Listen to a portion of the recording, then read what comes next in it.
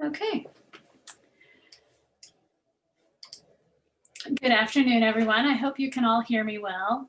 I'm Lisa, the manager of the Women's and Gender Education Center. We've been part of the what's now Gender, Women's, and Sexuality Studies here at Eastern Washington University since 1977.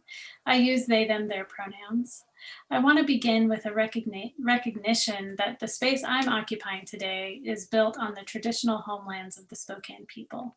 The Coeur d'Alene people's traditional homelands are also nearby, and many regional tribes share a history in our area. I encourage all of us to consider the impacts of colonialism in our lives and in our campus community, and to consider our intentions and efforts to disrupt and dismantle the systems behind those impacts. Thank you for joining us today for Contemporary Issues in Feminist Research. While we hear Dr. Russell Kolts present True Strength, Compassion, Gender, and what it really means to be strong. I hope you're all taking care of yourselves today and finding care within your communities.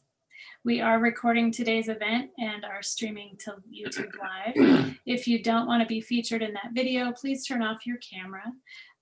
And since we're in a meeting, in order to see the presenter, please select speaker view rather than gallery view.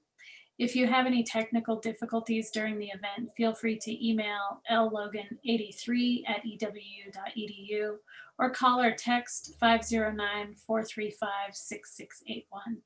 And when the speaker is sharing his screen, click view and side by side to see the speaker and their screen next to each other on your screen. I want to thank our 4 work study students who helped make this and all of our events possible. Jennifer Contreras, Frances Grace Mortel, Jaslyn Miyazaki, and Zanira Hesley. Frances and Zanira will be monitoring the chat to help with the Q&A at the end of today's event. I also want to direct you to our website at ewu.edu/GWSS to find out more about our other upcoming events on white supremacy in the 2020 US election in the Pacific Northwest. That starts this Thursday and continues on the 12th and the 3rd of December. And our critical menstruation studies events will also return on the 12th, and we'll have one of those on the 3rd of December as well. With that, I'd like to introduce our guest for the last Contemporary Issues in Feminist Research of the quarter. Russell is a licensed clinical psychologist and professor in the EWU Department of Psychology, where he has been for the past 21 years. Dr. Kolts obtained his bachelor's degree in psychology from Oklahoma State University and his PhD in clinical psychology from the University of Mississippi. Russell has authored or co-authored several books and scholarly articles on mindfulness, compassion, compassion-focused therapy, and other topics. I'm reading his book with Tubten Chodron now and highly recommend it. It's called An Open-Hearted Life, Transformative Methods for Compassionate Living from a Clinical Psychologist and a Buddhist Nun. So with that, I'll turn it over to you, Russell, and thank you so much. Oh, thanks so much for having me. I'm going to go ahead and share my screen. And let's see. There we go. So you can see the slide? Yes, we can. Wonderful. So I'm going to go ahead and dive right in. I'm very excited to give this talk today. And so the real challenge for me is going to be trying to keep it within the specified time limit. So before I dive into talking about my topic, I want to introduce a model of emotions here that comes from compassion-focused therapy. Now, I'm doing this for a very specific reason. It's to give you a way to conceptualize human emotional experiences in a way that helps us recognize why we have them and why that's not a bad thing that we have them.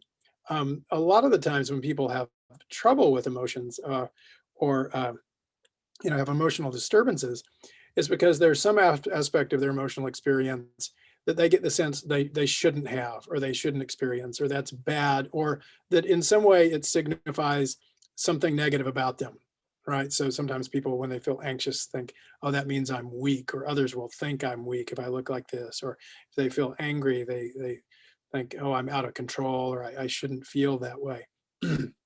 And so in CFT, we really organize emotions according to evolutionary function. Now, this is a very simplified model of emotion, and it's not meant to capture the nuances of the neurophysiology of how emotions work, although the way we organize emotions is consistent with contemporary neurophysiological research.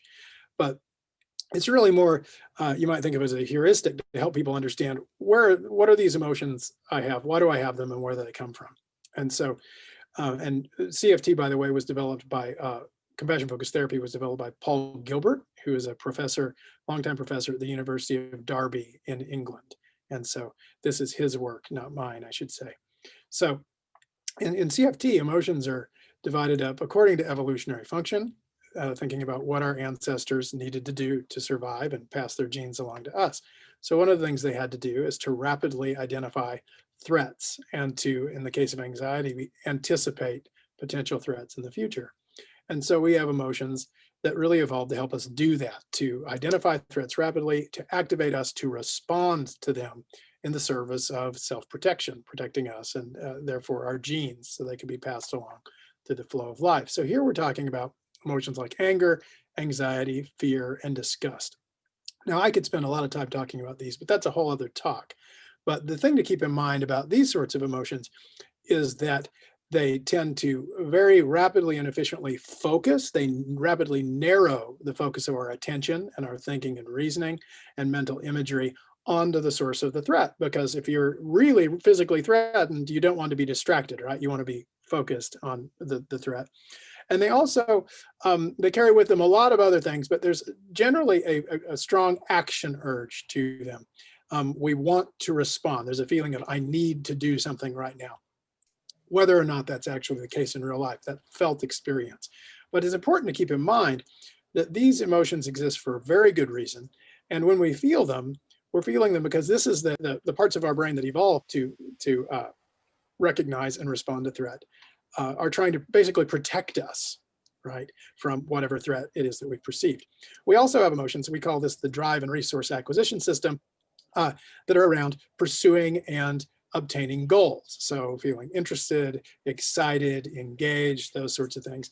And other emotions that have to do with feeling safe, comfortable, relaxed, connected. Now, this is very important because in contrast to the narrowing of focus that we see in threat emotions and also quite a lot in drive emotions, when people feel safe, not feeling less threatened, it's not about, safeness isn't about feeling less threatened, a little less threatened. Safeness is about, right, feeling safe, calm, content, connected. And the thing to remember about this is that if we look at the evolution of humans, we really evolved to feel safe through connection with other people. In fact, the contemporary research on emotion and emotion regulation, the stuff that looks at the myelinated vagus nerve and things like this, is showing that we evolved not really to regulate emotions, but to co-regulate emotion with one another, right? We evolved to feel safe through connection, particularly with people who, connection with people who accept us, like us, value us just as we are. And so that's very important. In order to feel safe, in the way evolution designed us to feel safe, we have to be able to connect. And that can be tricky depending on our backgrounds and whether or not our backgrounds shaped us in the way that healthy backgrounds do to feel safe through connecting with others by having had caregivers, for example, who were responsive to us when we were distressed and who were able to soothe us. But if we can't do that, if we can't form those connections, if we don't feel safe in connection with others, then it's very hard to feel safe generally. And I just wanted to put that up as a backdrop to this conversation we're having today. And I think that you'll probably see how it's relevant as we go through. So the other point that I want to highlight before we dive into talking about emotions and gender and compassion is that if we look at much of what we call emotional disturbances, much of what we call mental illness, anxiety disorders, depression, things like this, there's a growing body of research that shows that a lot of that has to do with how we relate to the emotions we feel. It's not, in some cases, in many cases, it's not what we're feeling in response to the things that happen to us, but it's how we relate to those feelings. And if you look at many of the significant emotional problems that people have that kind of continue on over time, that are ongoing over time, they're characterized by certain patterns of relating with challenging emotions. And when I say challenging emotions, very often I mean threat emotions, because those emotions are designed, really, they quite often feel uncomfortable. It doesn't feel very comfortable to be afraid or to be anxious or to be angry. And that's by design, right? Because that's the discomfort that gets us moving in the service of fighting off the threat or whatever we need to do to address it. And so in terms of unhelpful ways of working with emotion, one that we see again and again and again that's common to lots of emotional problems is avoidance, right? I don't want to feel this. And so what you see is people initiating a whole host of avoidance strategies, doing loads of things to try to not feel whatever it is that's sort of they don't want to feel, that's uncomfortable, or that they've learned is bad if they experience it. And so that can involve, you know, fairly innocuous things like zoning out over Netflix. People use substances, alcohol, other drugs, to work with this way. I would argue that one example you see of this is dominance striving as a method of threat regulation. We'll get to that a little bit later. And this is something that's very important, as I mentioned, that avoidance is a threat regulation strategy. So when we're avoiding to not feel something that's difficult, we're trying to work to lower the amount of threat we're feeling. That is not the same at all as feeling safe, right? Which when we feel safe, contrary to that narrowness of focus we see in threat, there's an opening up. When we feel safe, lots of good things happen. We become more creative, we're more flexible in terms of where it's easier for us to be pro-social, actually, be compassionate, all of those things. And there's literature, the scientific literature that demonstrates all of this. One of the other things we see in terms of relating to emotion that tends to be characteristic of people who struggle with emotions is self-criticism and self-attacking. So seeing the uncomfortable emotion and saying, the fact that I have this means there's something wrong with me. This means I'm weak or I'm bad in some sort of way, or things like this. Now, I should say that if you use these strategies, that doesn't mean there's anything horribly wrong with you. Most of us will avoid and have something we criticize ourselves about all the time. But if that becomes a pattern of relating to these emotions, it can be very tricky.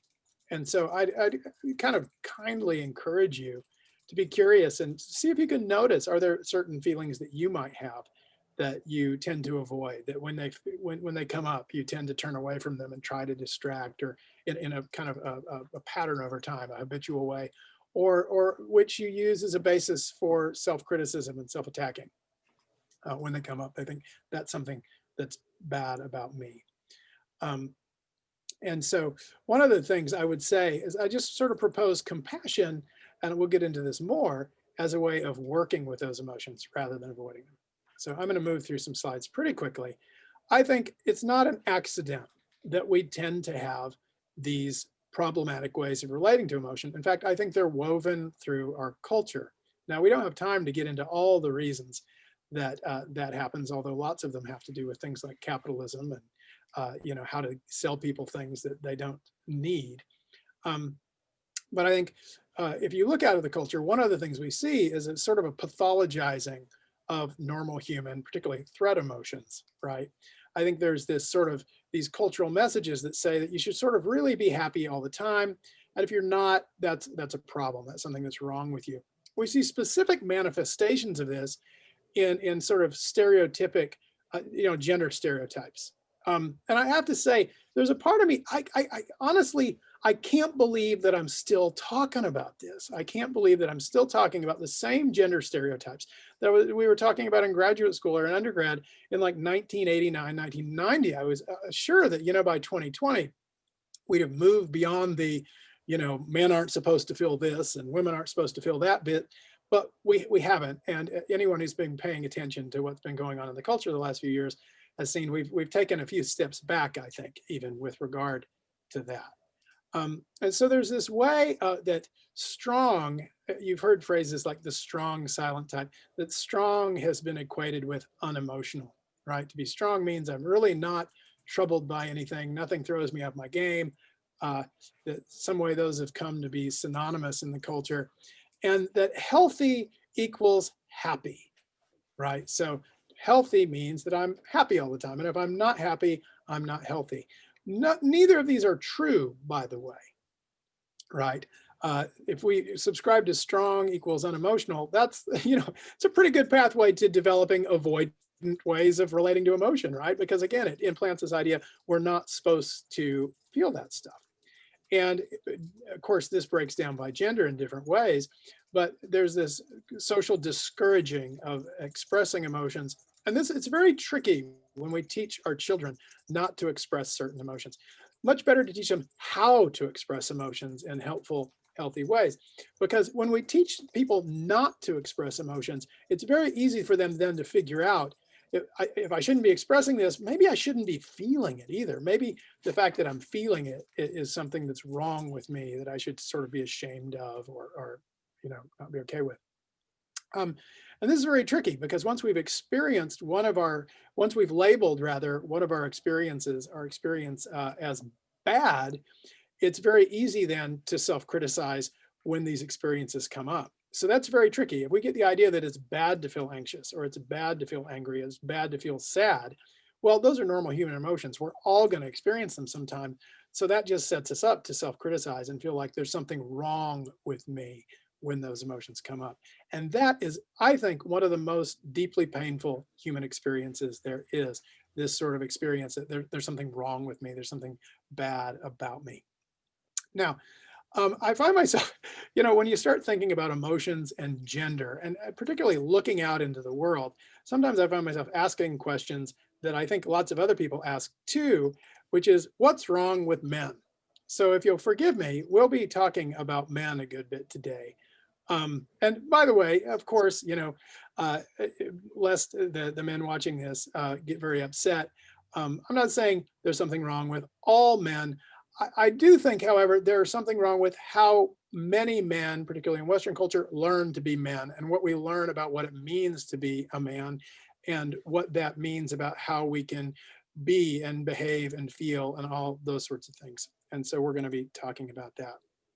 And I think a big part of that is that, again, I can't believe I'm talking about this in 2020, but there's this conflating in terms of gender and emotion in very unhelpful ways, sort of in the culture. So we've got these labels, weak and strong. And there's this way in the culture that if you think of femininity has historically, tended to be associated with weakness, sadness, fear, anxiety. That means you're weak, right? Sharing and expressing emotions. There's this way of feeling vulnerable, that all of these sorts of things have become, I think, historically equated with weakness in the culture. Whereas strength, I think, tends to be linked with masculine. I say if you're male, right? So if you're a woman or if you're someone who, for example, identifies as non-binary, who exhibits masculine traits, that's not necessarily seen so positively, right? But if you're male, to be strong, you have to be masculine, the strong silent type, right? So you're not expressing emotion, maybe not even feeling it, with the exception of anger, right? Anger and hostility and aggression and dominance is sort of culturally allowed, and in many cases, I think in people's implicit understanding, linked with demonstrations of strength as well. And we can see this in various political figures and things like this seem to think that sort of thing. So I think that actually there's really a perfect storm that sets our boys up to, and our men up to basically to become men who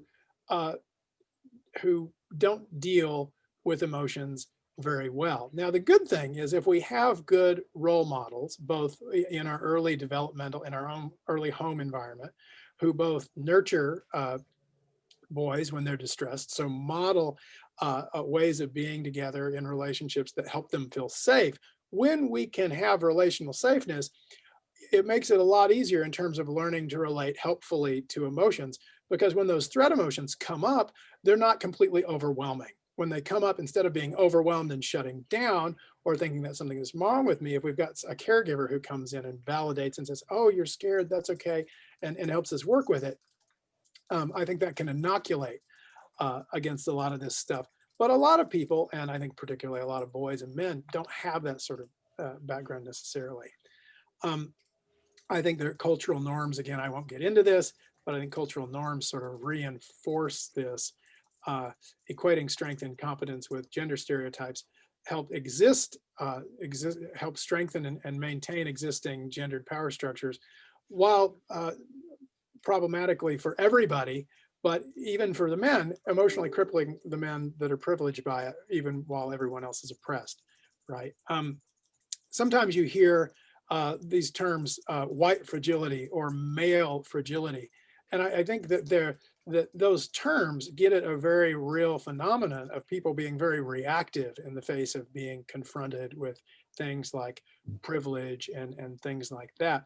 And I think if we look at the sort of fragile male, and particularly the fragile white male, emotionally fragile male, what we often see is an attachment history that hasn't well prepared them to feel safe through connection, which sets them up to struggle to develop good emotion regulation strategies. Because to be able to work with difficult emotions, one has to be able to not be overwhelmed by them. We have to be able to manage the distress. And that really comes particularly early in life through those early attachment relationships, those sort of soothing connections with caregivers. So we don't have that. It's very hard to learn good self-soothing and emotion regulation strategies. Which then sets us up to, along with some cultural messages, to experience vulnerable messages like, or vulnerable feeling emotions like sadness, fear, anxiety, as not just threatening, but humiliating, right? Humiliating. I was watching a video that featured Jackson Katz, and he was talking, he said, if you want to start a fight on an elementary school, you get a bunch of first graders or second graders or kindergarten boys together and you want to start a fight, you ask, who's the sissy? And just immediately it creates conflict. I think it gets at this humiliation, the power of appearing weak, that I think is particularly boys and men who haven't learned to regulate their emotions can be very vulnerable to.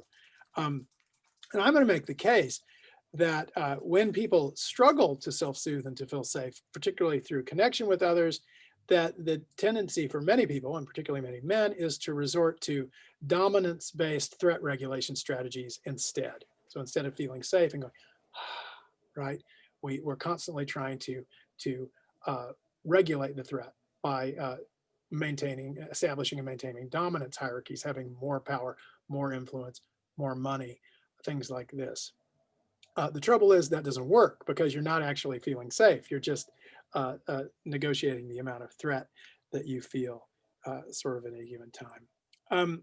I'm going to look through these things. We're going to walk through just a little bit of data and talk about these things through the lens of looking at anger, because that's an emotion that I've done a lot of work with clinically and otherwise. And I'm just going to cover a little bit of data we gathered here at EWU. When we looked at anger, and this is the multidimensional anger inventory total anger score, we found that it was highly related. These are all significant at way below p equals 0.001. Anger is related to shame, that tendency to experience that I'm bad or something I did is bad, highly related to anger. We see that anger is also related to both the kind of vulnerable reactive narcissism. So this is the vulnerable narcissist is someone who just can't let go of any sort of challenge or perceived criticism. They're very reactive, very vulnerable.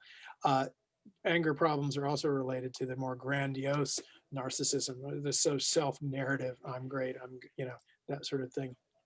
What we also see is that our anger scores are related to one's ability to engage with compassion. And Paul Gilbert developed this interesting scale called the fears of compassion scale, which really get at people's reluctance to connect with compassion. So why wouldn't I want to engage compassionately with another person?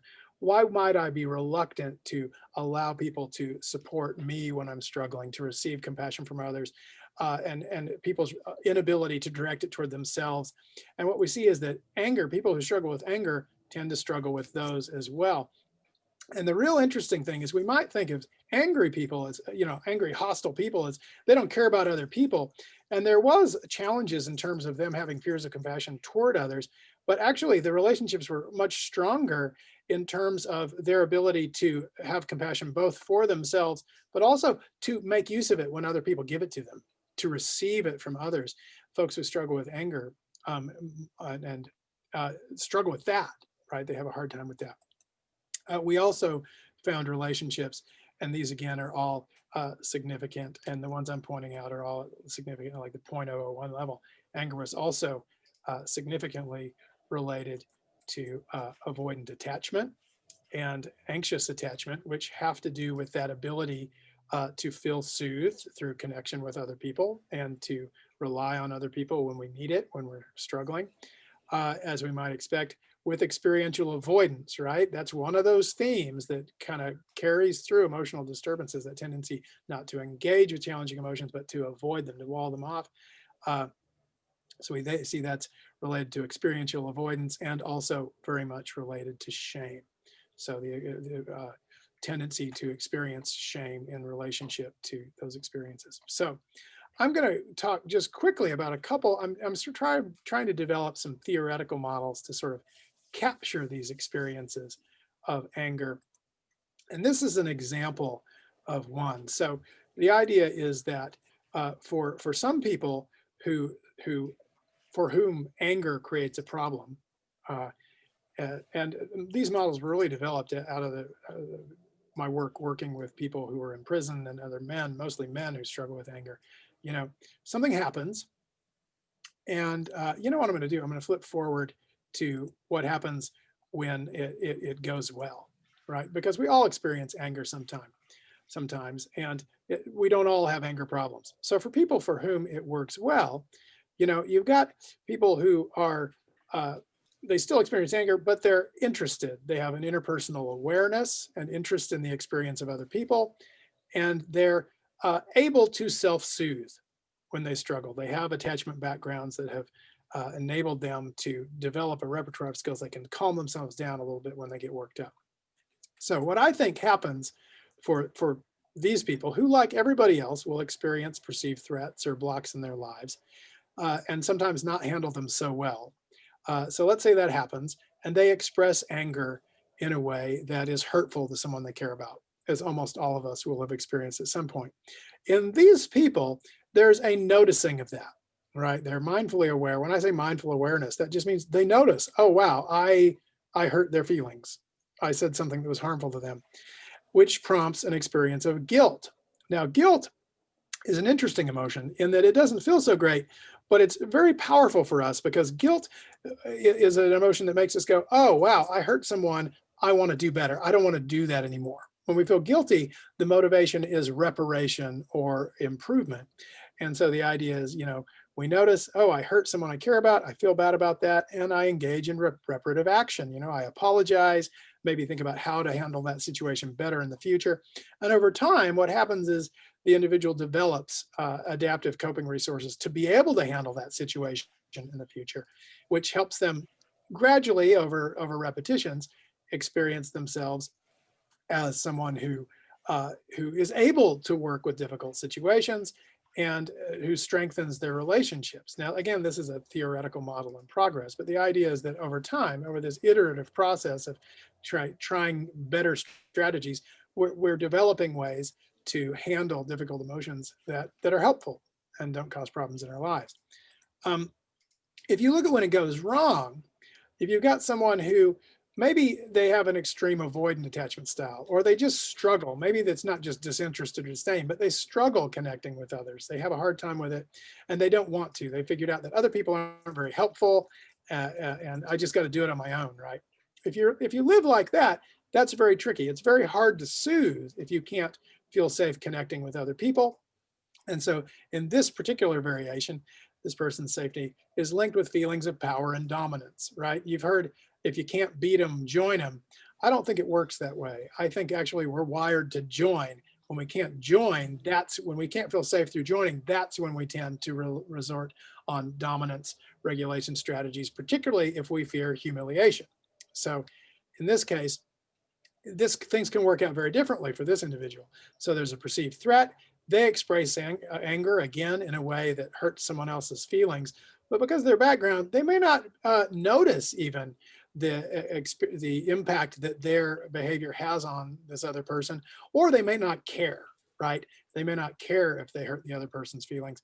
But what happens is that the other person maybe withdraws or retreats and shuts down, which in this case for this person can be reinforcing, right? It's a dominance, a sense of dominance. Ooh, I won. I came out on top. Look at how I shut them down.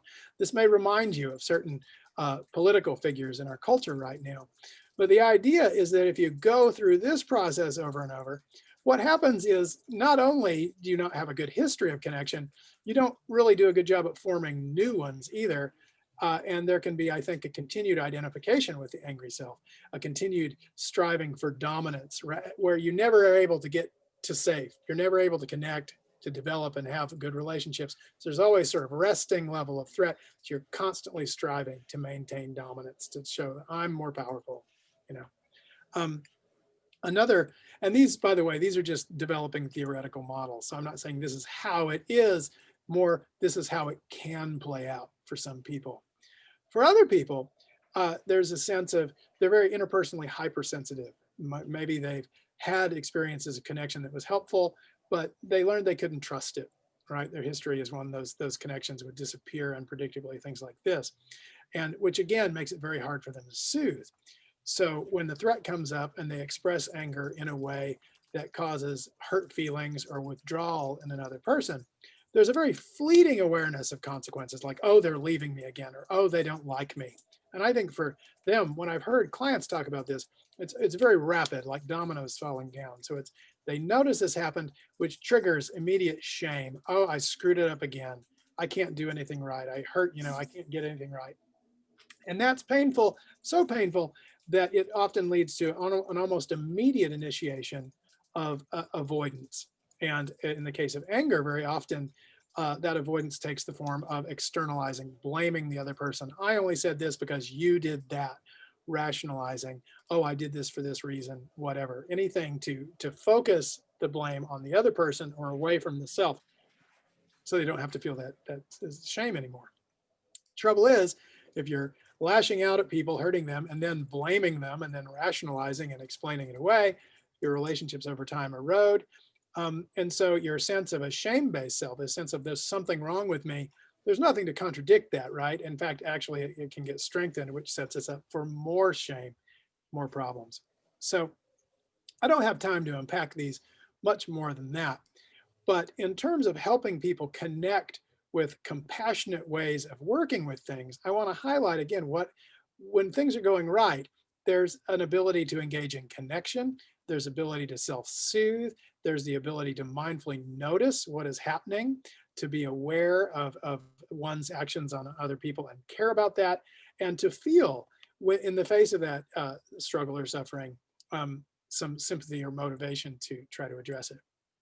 So the idea is when things go well, the person's connected, but not hypersensitive, they're able to observe those things, they're able to soothe, and gradually they're developing a helpful way of being in the world, right? An adaptive sense of self that helps them feel confident about their both ability to navigate relationship ruptures as well as difficult emotions. When they don't, the individual is interpersonally distant or hypersensitive. So they're either hypersensitive to rejection and don't feel safe, or disconnected, less invested, less able to benefit from connection. May tend to be avoidant, dysregulated upon when emotions come up, has difficulty self-soothing, and can have actually aggression and kind of dominance maintenance strategies reinforced. Now, I'm almost at the end of my time. So what I'd like to say is for these folks, if we're working with people who are in this place where they have a hard time feeling safe in relationship to others, which often means they're going to have a hard time feeling safe in relationship to uncomfortable or vulnerable feeling emotions, right? And may tend to avoid that. I think compassion is an antidote to that. And the reason I call it true strength is that, although we have these cultural messages that say strong means unemotional, I don't think it's strong. I don't think strength should be predicated on having aspects of my emotional experience that I'm not allowed to feel, right? That feels like running away, right? I think for me, the compassion that allows us to turn toward the struggle and the discomfort and the vulnerable feelings and to work with it, that feels a lot more like strength to me. And that, when I'm working with people who struggle with anger, when I was working with guys in the prison and talking about that, that's when it clicked for them that, oh, wow, yeah, what I've been doing is running away, right? Because sadness is uncomfortable and scary, because anxiety feels vulnerable. What if I turn toward it instead? So, what is a compassionate way of working with this? Well, the ability to feel and express this wide range of human emotions without avoiding feeling humiliated or attacking. The ability to acknowledge painful and vulnerable emotions with acceptance, and then with compassion to be motivated to help, and to be able to do that within the context of soothing, nurturing interpersonal relationships as well, which unfortunately we don't necessarily do a real good job at teaching men how to do. So just to provide a definition of compassion, since I've brought up the term, in compassion focused therapy, we understand compassion, and this is a consistent definition to everything you'll hear from the dictionary to the Dalai Lama. Compassion involves being moved by suffering, where there's a sensitivity. We notice the suffering and acknowledge it as real and valid, and then being motivated to help, to ask, what could I do that would be helpful in working with this suffering or this discomfort? And so in compassion focused therapy, that's what we're trying to help people do, to learn to shift the way they relate to their emotions from patterns of avoidance or self-shaming and self-attacking, self-criticism, to acknowledging, compassionately acknowledging, wow, this is what I'm feeling. This is really scary or vulnerable or uncomfortable or whatever. And then to, having acknowledged it and acknowledge the difficulty of it, to ask the question, given this is what I'm experiencing, what would be helpful, right? What would be helpful? But that's not just about kindness. There's a big bit of kindness in that, but it also requires courage, because it requires that we turn toward the stuff that makes us feel uncomfortable, and very often toward the stuff that makes us most uncomfortable about ourselves. And that's a courageous thing to do. That's hard to do. You might be asking, well, that's a big ask, right? Will men do that? Can men do that? I'm happy to tell you, yes, they can, and they will. This is just a copy of, or the first page of a publication, a scholarly publication that my friend and colleague Jed Groden, Josh Clark, and Travis Lovejoy published, coming out of the Portland VA, where they piloted the True Strength anger program I developed, applying CFT to anger with a group of veterans there. Found some really neat things there. We've done that in the prison too. So what we saw in the veteran study is they saw significant reductions in trait anger and internalized anger. One thing that I forgot to put in the slide, because I just added this slide this morning, they also saw significant reductions in post-traumatic stress disorder symptoms, even though PTSD was in no way a direct target of the treatment. We weren't teaching them anything about how to work with PTSD symptoms. We saw significant reduction in PTSD symptoms in veterans from pre to post. We also see reductions in fears of compassion, both directed towards others and self-compassion. We saw similar results in a prison study, where we looked at a group, and these are all groups of exclusively males here. We saw a reduction in anger expression as compared to the control group, who was in a control condition. And if we looked within the CFT group, we saw lots of increases in self-compassion, reduces in fears of compassion towards others, toward the self, and their ability to receive it from others. What was interesting is we didn't see the interaction we wanted. We didn't see, for the compassion measures, a lot of times, the differences between the CFT group and the control group. And oftentimes the control group, the men who weren't in our CFT group, their compassion went up too. And I went to the men who were in the CFT group after, because I was really confounded by this. And I asked them, when you were going through the group, I explained the finding to them. And I said, was there something going on in the prison that got at compassion in some other way? Was there a confound or something happening in the prison that would account for this? And these guys, it was so funny. They kind of looked at the ground and kind of squirmed around in their chairs. And we said, okay, what? And they said, well, those guys in the control group, well, one of them was my cellmate, and a few of them lived on the same unit as me, and we were learning all this stuff, and it was so great. So we shared the manual, and I was telling them all about this stuff. So it was really beautiful. These guys were not only learning it and applying it to themselves, but they were sharing it. And they were sharing because they wanted to. They wanted to help these other men. So I will end with a slide. One of the guys actually reached out to me and said, I wrote something that I want you to have about my experience in this group and my experience of trying to develop compassion. And it really catches me right here. I'm just going to read what he wrote and then open for And questions. Russell, I'm sorry to interrupt. We have about 5 minutes total left. So if you want to read that, feel free, or folks can look at it while we start the Q&A. It's up to you. I'd like to read it if that's okay, because I think it's powerful. This group fits perfectly for the cliche phrase, a life-changing experience.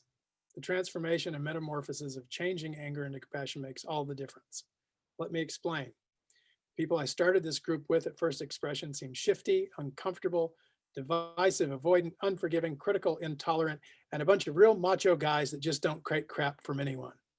But if you were to ask me about the same group of guys now, I'd tell you that they're generous, fair, sincere, affectionate, gentle, helpful, forgiving, empathic, and have a desire to do the right thing.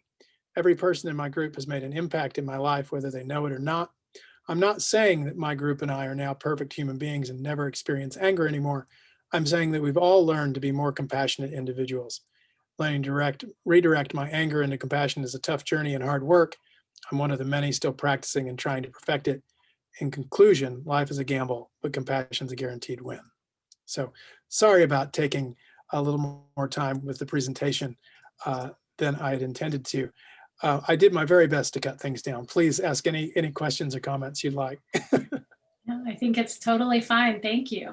I know you spent a lot of time cutting this down and cutting it down. So we have 4 questions that have come in, and 2 of them are related to the term sissy.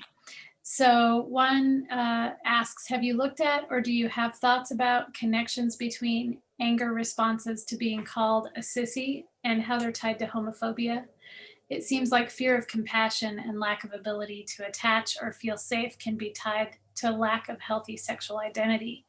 And the other question about that says, in what ways, if at all, is the example of calling a male-identified person a sissy an indicator of a gender hierarchy rooted in the diminishment of any association with concepts of femininity?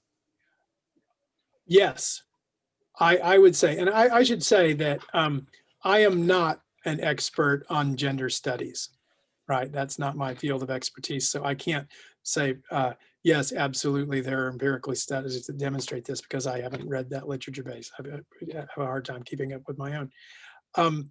But I think absolutely, right? I think all of this is symptomatic of these cultural messages that we get that equates, I had a couple slides in there that equates anything regarding femininity or anything really falling outside of the historical traditional. There might be a trouble hearing you, Russell. I can't hear you. I'm not sure if other folks can. You can't hear me? Can you hear me now? You are muted for me. No, we can hear. Okay. So I think, yes, I think that's all woven together. If that makes sense. I think that's absolutely right. I think all of that has to do with these gender hierarchies that are in place, and that, again, sort of serve to maintain existing power struggles. And the point I think that's important is that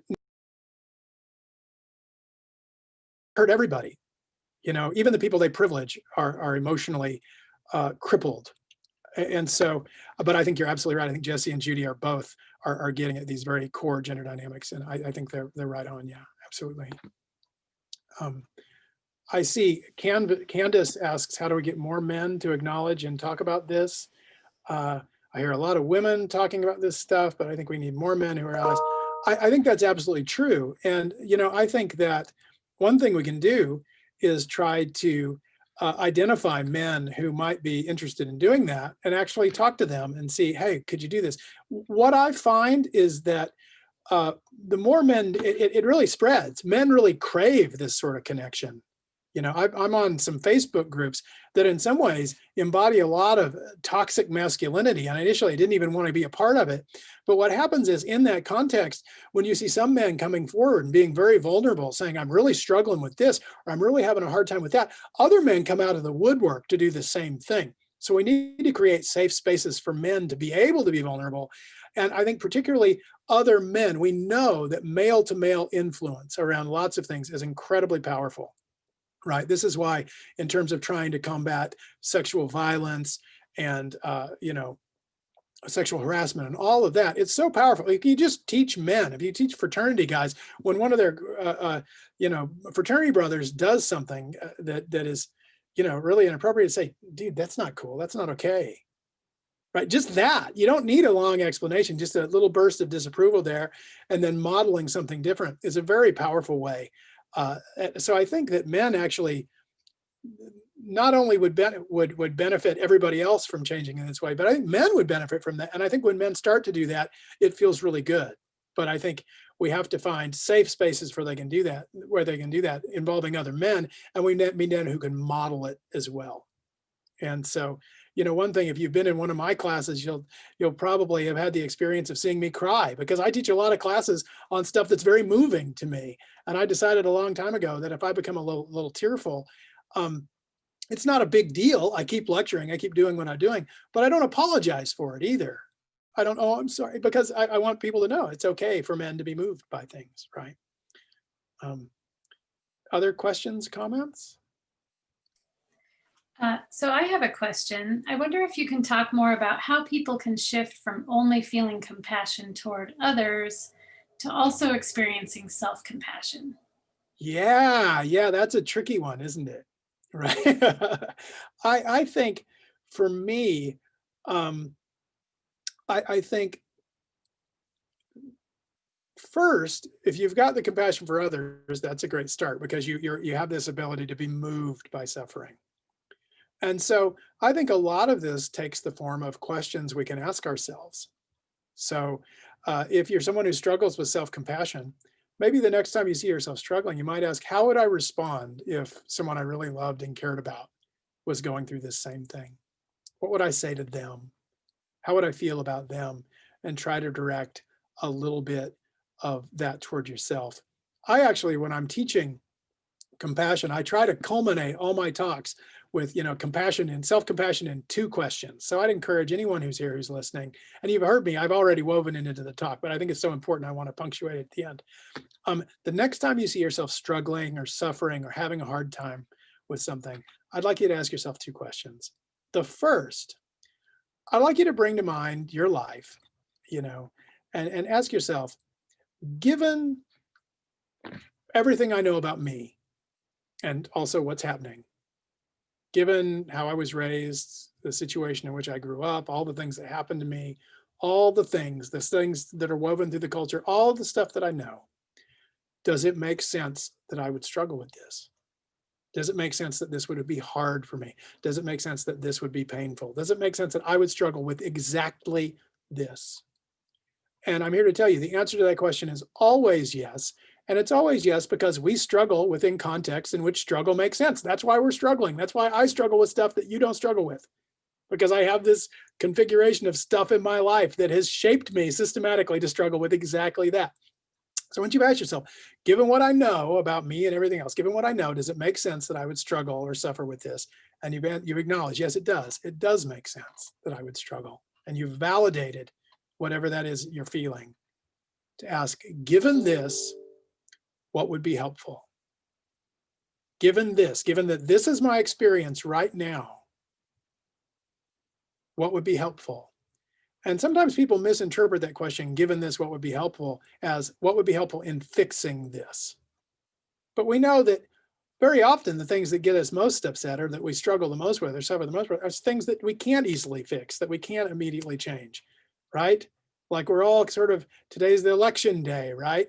And we're all sort of, and there's nothing we can do about it, right? It doesn't matter how worked up I get. It doesn't matter how I answer that question, what would be helpful? Those results aren't going to get back any sooner for that. So for me, the answer to that question, what would be helpful, and I think this is the case a lot of time, has to do with what would help me be as comfortable as possible. What would help me feel safe as I experience this difficulty? As I go through this uncomfortable experience, what would help me be at my best, feel as safe and soothed as I can while I move through this? And in doing that, we need to, pay attention to all the things in our life. What are the relationships that are helpful to me and soothing to me? What are the activities that tend to be helpful and soothing to me? So I can move through this, supporting myself the best I can while I go through this sort of inherently difficult experience. Thank you. So we're about 5 minutes over. I don't know if you have Sorry. 5 more minutes to spend with us. Please don't apologize. I have as much time as you like. Yeah. This is from my perspective. I can only speak for myself, but this is a great gift to us on this difficult day. So Well, please don't apologize for spending more time with us. Are there any other questions that folks would like to ask? You can either unmute yourself or raise your hand or type in the chat.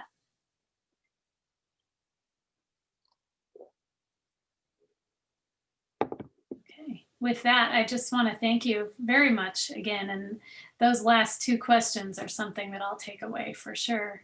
There are lots of folks saying thank you in the chat. Jesse, thanks you for your discussion of cultural messaging and the actuality that we are all hurt by limited notions of compassion and connection as a human desire felt by all. And then a few other thank yous. So we appreciate you. Thank you. Spending time with us on this difficult day. Well, and I want to thank you, Lisa. I was a relatively high maintenance speaker, I think, because I forgot my title and I didn't cut it down. I talked too long. So thank you for your patience. Oh yeah, always. I appreciate you very much. Thank you. Cool. Well, take care, everybody. You too. Thank you. Bye-bye.